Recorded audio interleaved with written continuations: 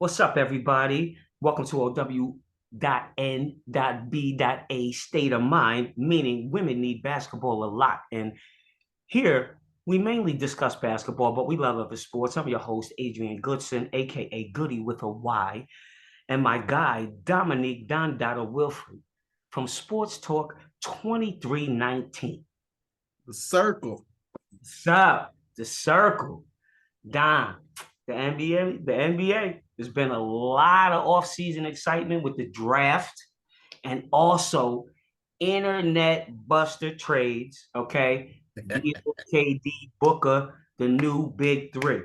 First up on the block, though, the Spurs. They get the number one pick with the Frenchman, Victor Wembanyama. And people are skeptical. What do you think about this whole? What are they skeptical about? He's 7'6", and he's got skills of a guard. The next evolution in the game. The game always evolves. KD is 7 feet, right? Now we got somebody 7'6" that can handle the basketball. Yeah, absolutely. Evolution. And you have Bronny, he co-signed on him and said he's a freak of nature, something I've never seen before. So, I'm excited about seeing about it. I want to see, hopefully he can survive the whole season. The physicality is what I think a lot of people don't believe in. But if he's going to go to any organization, the Spurs is going to be the one team that's going to work with them. Okay, on to the Hornets. All right, they get Brandon Miller, who predicted his team to be in the NBA Finals with him making game-winning plays and doing whatever the team needs. Okay, we're gonna see. We're gonna see whatever the team needs. They need you to come off the bench. How are you gonna be? Yeah, he's an interesting character. He's an interesting kid. He's smooth on the floor. He's so smooth in his motions. When you watch him on the floor, whether offensively or defensively, he's just silky.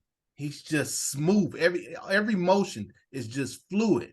You come into college basketball and you average a 20 ball and you do it easily. He's special. Wow, Sleepy Floyd rocking him to sleep. Sleepy Floyd rocking him to sleep. Okay, Trailblazers. Trailblazers are bringing controversy to the locker room before they even get into the 2024 season by drafting Scoot Henderson, silently telling Dame that they're moving on. Does Dame want to win or does he want to stay in Portland? What's your take, Don? I honestly believe that Dame will stay. I think he will stay. Him and Chauncey are going to have a nice conversation. Him and management are going to have a nice conversation. Him or Scoop, they're going to sit down and they're going to have a nice conversation. I honestly believe he will stay. Here's one of the other reasons. There is a piece that no one is talking about. Jeremy Grant. He has the Blazers. I don't think they're going to sign him. So if they don't sign him, who's available, right? Chris Middleton. He just declined the $40 million offer that was given to him by the Bucks about a week and a half ago. That's a shakeup. Now you got Anthony Simmons, you got Damian Lillard, and you got Chris Middleton. That's one heck of a big three. That's three different levels of scores.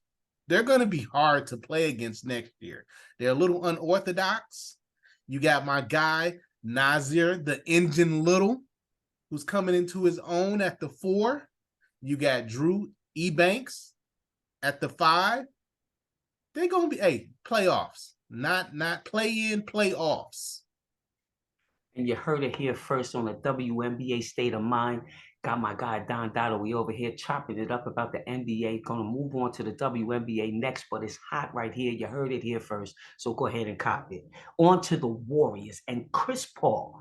Are they a good fit? Where's the size? What does he bring?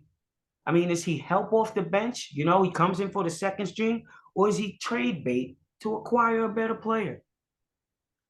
The Warriors are in a new era. Bob Myers is no longer there. It's new management all around. There's still the Draymond Green issue that they have to deal with. what happens with him, no one knows. There's a lot of question marks with that franchise. They are officially in a rebuild mode. They're not going to say it, but they are. You got to look for that. We got to enjoy these last few seasons of Stephen Curry. Yeah, absolutely. And it happens with every team. It happens with every team. And we'll discuss that in the WNBA team because there's a lot of teams, quite a few teams that are rebuilding in the league. And the same thing with the Warriors. So, I'm a big Warrior fan. Yeah. So, you just got to, one day it comes to reality, and then you just have to check yourself. Am I a fan or am I not? Am I in a bandwagon? Am I going to ride with them? Am I going to switch teams? So, whatever the case may be, I'm following Steph Curry. All right. The Celtics are winning big. They winning big before the season even starts with the Porzingis add-on, pushing to be closer to the title, in my opinion. Marcus Smart, you know what? It did damage. He goes to Memphis. He was the spirit of the team, but Porzingis brings size. He played 65 games this year, so that means he's healthy. He can step out and hit the three. All right. Mm-hmm. Third best this year in the league in defense. So for me, Brad Stevens already 2024 executive year for the move, and there's more to come. Honestly, Goody, I think it works for both teams. I really do. I really do. I agree with you wholeheartedly on the Celtics take. They have been wanting to actually move Marcus Smart the last couple of years that people really haven't paid attention.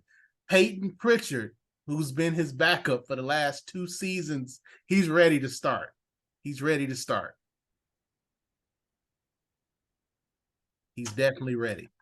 Yeah, absolutely. And you have Beal goes to the Sun. Okay, so now you have Beal, KD, and Booker as the new big three. What do you think? Ooh, I think that it's is over his head. I believe that the Phoenix Suns will not have a successful as a season as everybody looks at it. They look at them right now. You look at paper champions, right? That's what you see. You see all these big names, but you have to really think about what everybody is going to contribute. Can KD stay healthy? That's always an issue. Devin Booker is solid. Allen Houston 2.0. Bradley Beal, on the other hand, he's played with the lonely Wizards for the last couple of years. Now you put him in a situation where he has to defer at times to two other dominant scores. How is that going to work, Goody? I don't know. He seemed to always have had a problem deferring, Mm-hmm. and sharing the ball, and this was the whole mix-up in Washington, and broke it. That broke that whole team up, and they were a powerhouse team. And so, it's going to definitely be interesting to see how, he gels with D Book and KD. He's a smooth cat. He's going to play regardless. Yeah, if he's on the floor, he's going to get buckets. And, you got to go back. Let's go back to the Memphis Grizzlies. Within that trade, they're going to be just fine. Marcus Smart will run the ship for 25 games. Ja Morant comes back with a clear head. Now you got Desmond Bain moving to the 3. And you've got Ja Morant moving to the 2. You have Marcus Smart playing in the 1, playing on ball. Ja can go to the 2 spot because he's a hybrid guard. They're going to have a little bit smaller of a backcourt, but the interior of their defense with Jaren Jackson Jr. is going to negate anybody coming to the rim. So the Grizzlies, they're still going to be in effect. They're still going to be a problem. Yeah, absolutely. And we can go on and on about, just so many different things that are going to happen within the next couple of months. It's going to be exciting. Vegas is getting ready to start. They're doing the top 100 at this moment. So, there's a lot of things that are going to be going on in the NBA. And then once we shift out there to Vegas, and you have the summer league, Yep. and you get the opportunity to look at those kids that they drafted, who they're going to keep, who they're going to switch out, who's going to play dominoes, with the kids that they got. So it's like you may get drafted for by one team, but by the end of the summer, you could be playing for somebody else. And so there's no level of comfortability with anybody. And then, after that, let's talk about a little bit about name some of the players that are out there that are free agents right now, Dom. There's a lot of them. So there's going to be Ooh. a lot of movement. And like I said, you're listening to a WNBA State of Mind. A lot of stuff you're going to hear here first. Okay. Shout out to all my sponsors that keep this thing going. You got to think over in Brooklyn, right? They went through a lot of turmoil last year. They regrouped kind of nicely with that young core that's out there in Dinwiddie, Mikal Bridges, Cam Thomas, Patty Mills. I heard through the grapevine that Ben Simmons has been working out. We've heard this before, but I heard he's been working on his mentals. And, we've discussed that in the past. He's discussed it in the past. He's let everyone know next season you're going to see a healthy Ben Simmons all the way around. So where does that leave someone like Seth Curry, who was providing valuable minutes off the bench in certain different spots? He's a free agent.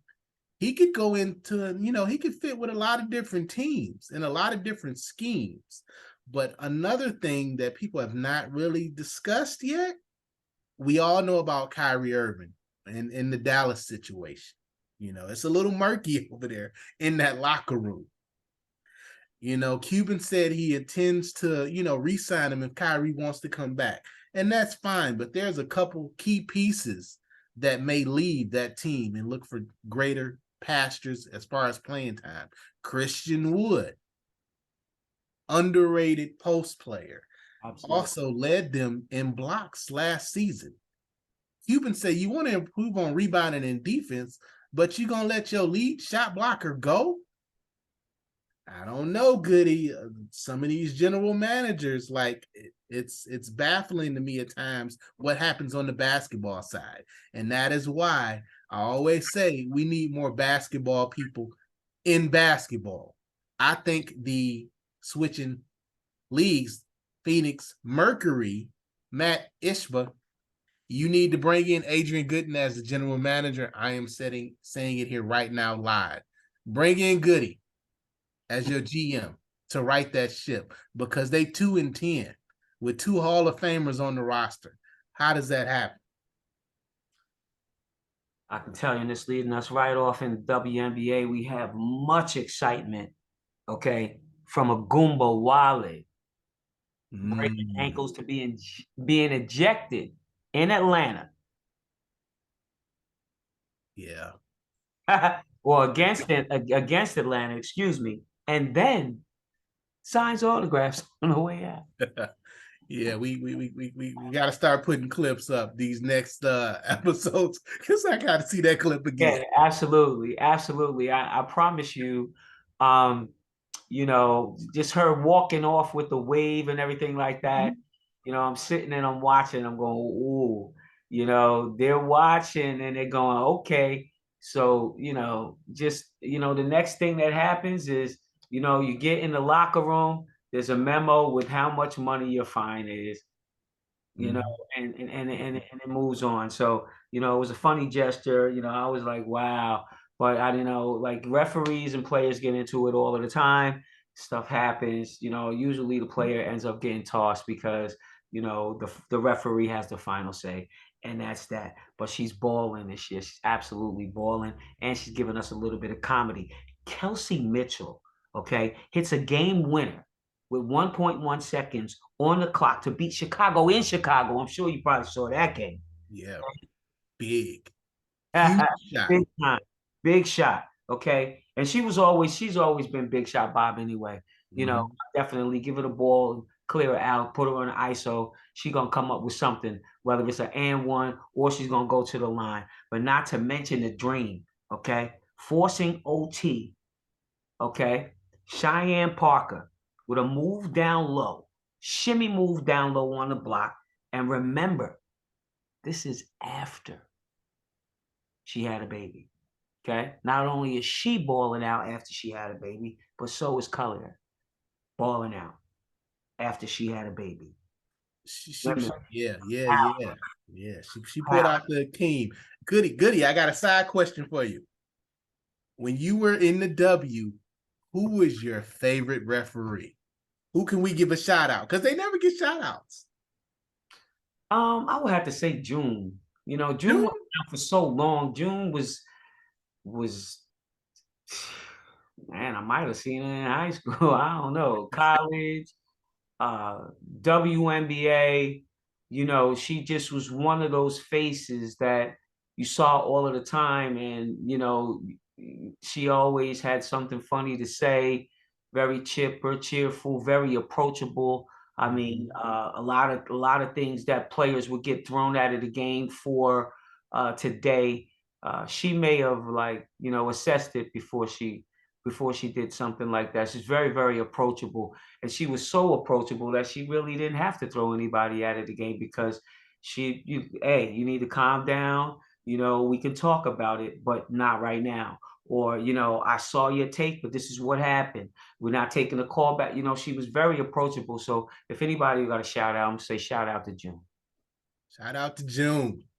And you don't even have to say her last name. Everybody knows who June is. Yeah, I yeah. tell you, um, as we look at the league, I say that the East and the West are doing a flip flop because when I played, the West was always carrying it. Now it's the East that's carrying it. You got the Sun that's 11-3, Liberty 8-3, Mystics 8-4. Okay, they play today. Dream 5-7, Sky 5-8, Fever 4-8. Okay, so you got the Liberty and the Mystics fighting over second place, which is usually the case. All right, then you got the Dream and the Sky, okay, in the third and the fourth for third and fourth place battle. You know, do the Dream or the Sky play so well that they slide up and try to get in, but I don't think anybody moves out of second place. I think they stay in third and fourth place. You know, do the Sun, stay on top? Who knows? I don't know. With the injury to be, I mean, to Miss Jones, hey, I don't know what happens to that franchise now. We still got like maybe a good 2 months left in the season. There Mhm. could be some up and down.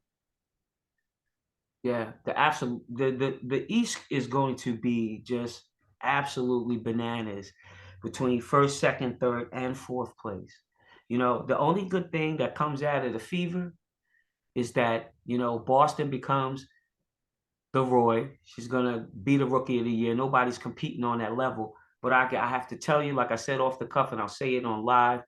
Um, Wheezy is the reason why she's playing that way. Dumping, just giving dimes to her, finding her in her sweet spots all of the time. So, Atlanta's having a great season, and so is Wheezy. But she just so happens to be on a team that has a lot of young players, and I think she's going to be responsible for a lot of them coming up. A lot of Yeah, them. You go out to the West Coast, the Aces 12-1, Sparks 6-7, Wings 6-7. They're going back and forth. The Storm are 4-9, the Lynx 4-9, a place I've never seen them before. But you know what? They can't win a championship every single year.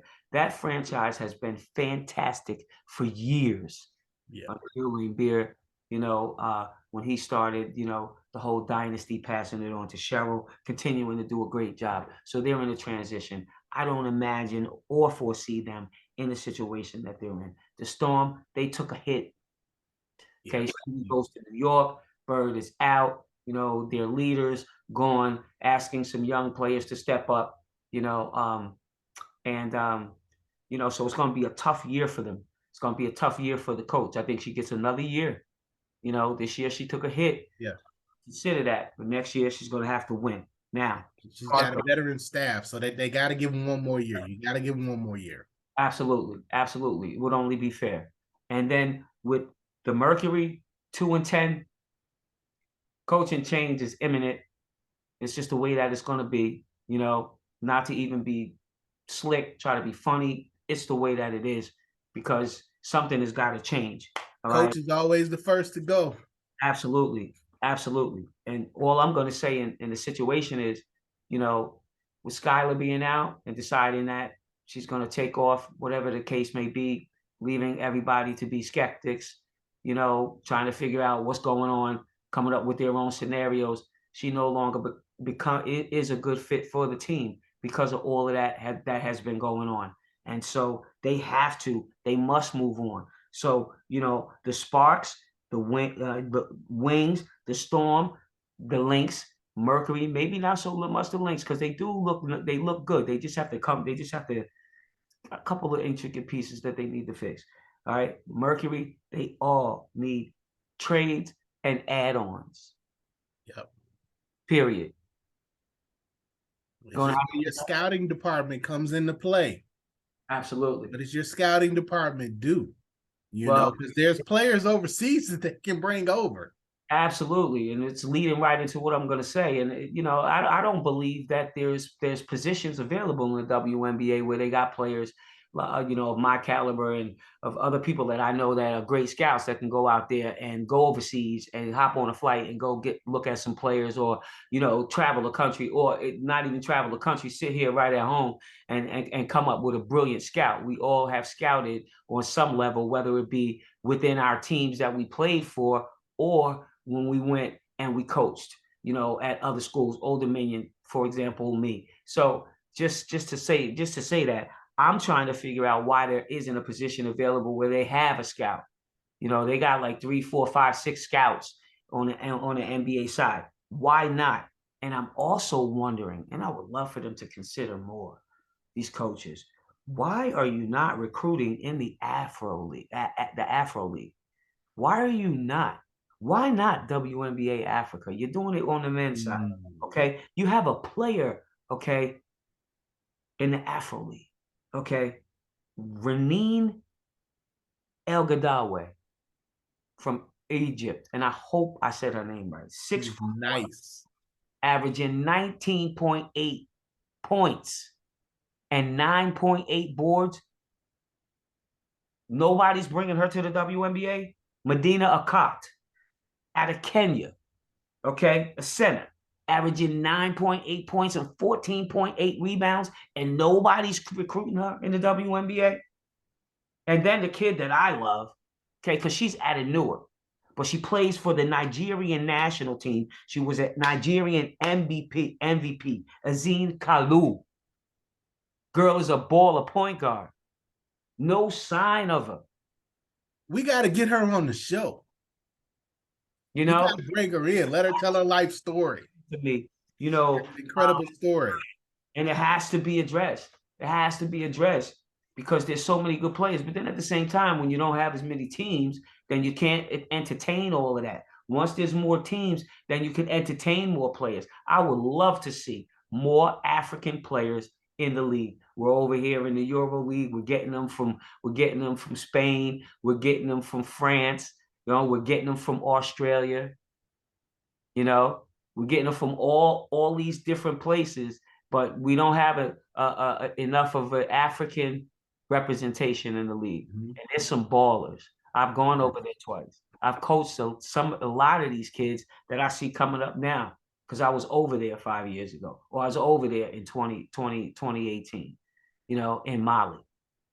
So and to see these kids come up, the Mali national team is balling.